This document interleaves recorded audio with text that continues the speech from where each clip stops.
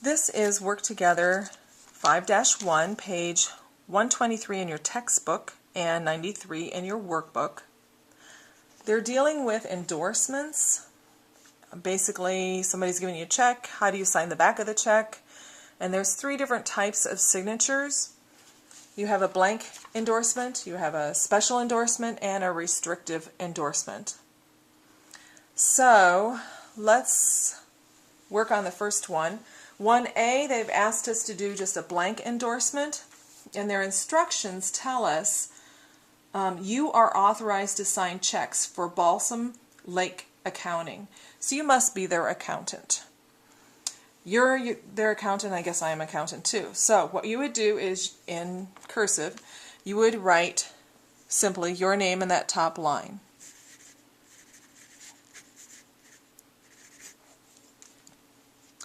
The bad thing about blank endorsements, if I were to drop this check with my name signed in the back like so, somebody could pick it up and they could write their name behind it or underneath it. Jack Anderson. Now, Jack Anderson can cash this check. Be careful about using blank endorsements. The only time it's good to use a blank endorsement is if you're standing right there at the teller's window and they watch you sign it. Then give it to them. So nobody in between time can accidentally sign it. Okay, so a blank endorsement is just your name. B is special endorsement, where it transfers a check to another person. In this case, Kelsey Sather. So to do this, we kind of repeat what's on the front of the check. In the front of the check, it says pay to the order of, and it'll say Jane Cook. Well, on the back side, then I sign it and deposit it. Well, this time, we're going to tell it I want it to go to somebody else. So I'm going to say pay to the order of, and I want it to go to Kelsey Sather. And then I sign it, authorizing the new person it's supposed to be paid to. So this one is called blank, and this one is called special endorsements. C, I'm going to check to see if you can see it. Yep.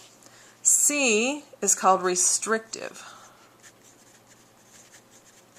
Restrictive endorsement. I use this one all the time. Because if I want to sign it ahead of time, let's say I'm getting organized the night before. This is very typical for me. I know I'm going to go to the bank on Saturday morning, so I get my checks out and I sign them all, maybe make out my deposit slip, get it all into my book so that when I go through either in the bank or through the drive-through or deposit it in an ATM, it's done. When I'm done, it's done.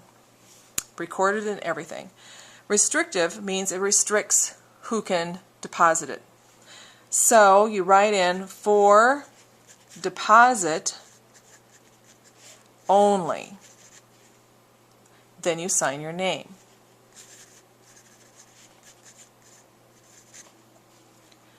So if somebody were to find it on the sidewalk, I accidentally drop it, they can't deposit it because they are not me.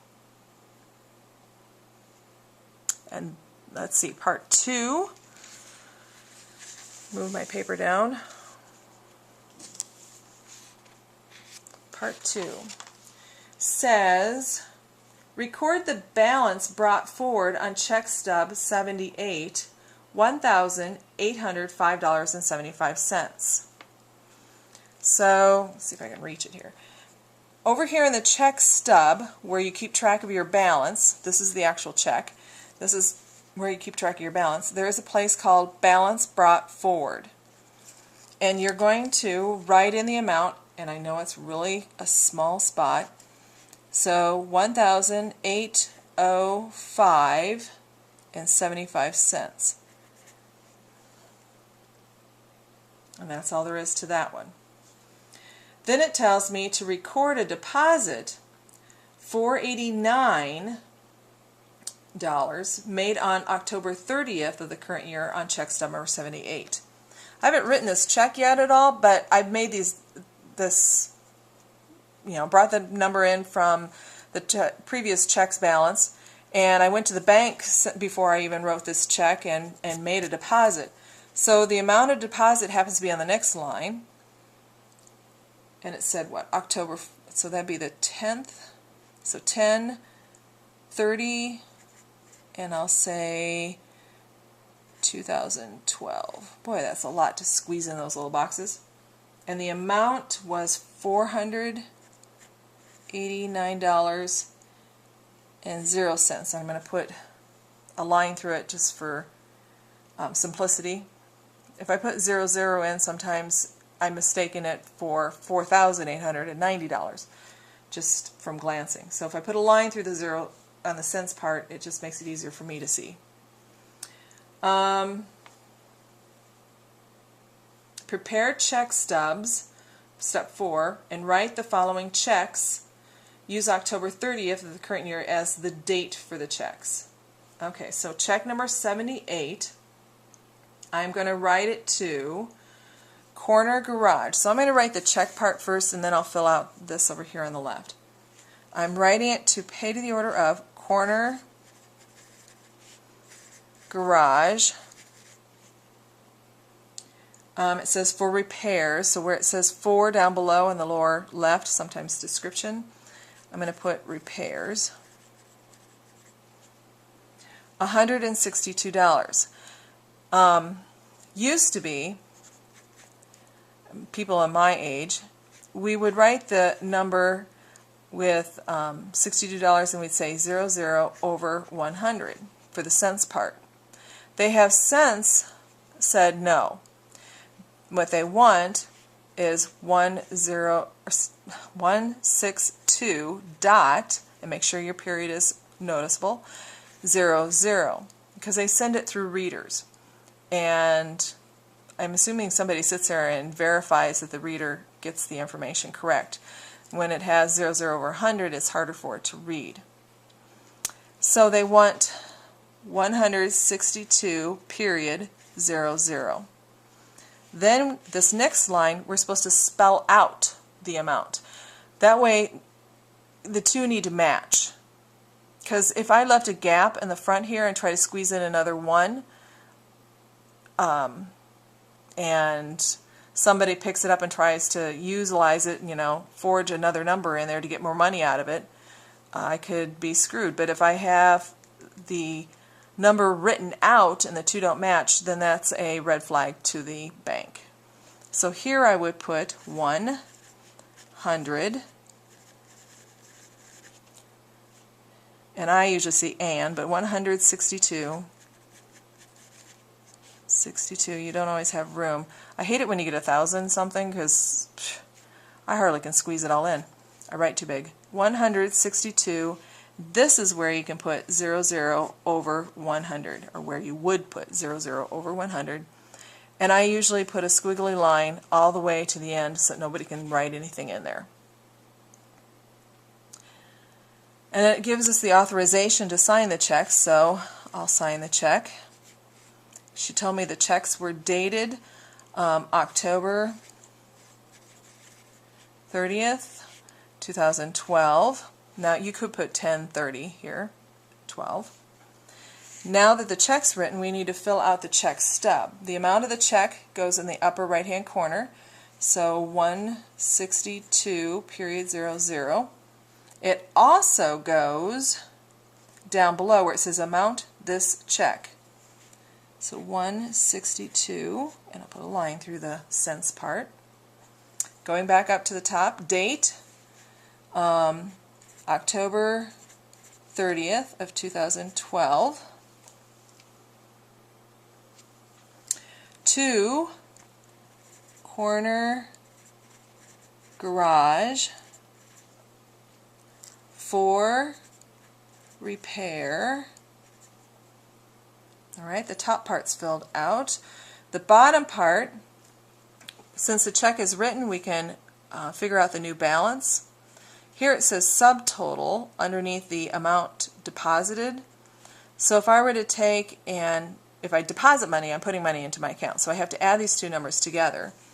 So 75, that would be a 4, 1, 9, 12, 1, 2. I have to write my 2,000 outside that little box. It's just, I either write just too big or something. So I get 2,294.75, but now I wrote a check, which means money's going out, so I have a new balance. So I'm going to take that subtotal, and notice there isn't any other action happening here, and this you'll get to later. I'm not going to confuse you now. Subtotal, I'm just going to carry that number down. 2,000, there should be a line here. Their image is wrong. 2,294.75. Subtract 162. I still have 75 cents. I have $2. I have $30. I have a 1 and a 2. So I got $2,132.75. $2,132.75. That would be the amount that I carry forward to the next check. Now let me see what you can see on the screen here. Okay, I got to move this up. There we go. So that amount I'm going to move to the balance of the next check. So $2,132.75. The next check they tell me to write, which is check number 79, is to St. St. Croix, C-R-O-I-X, Supply. And this is October 30th as well, 2012. The amount of the check is $92, period, 00. So over here I would write in longhand, cursive, 92 and 00 over 100, and then squiggly all to the end of dollars. What was it for? It tells me supplies. And I will sign it. Now I'm ready to fill out my check stub. This top corner is how much the check was for, so $92. The date was October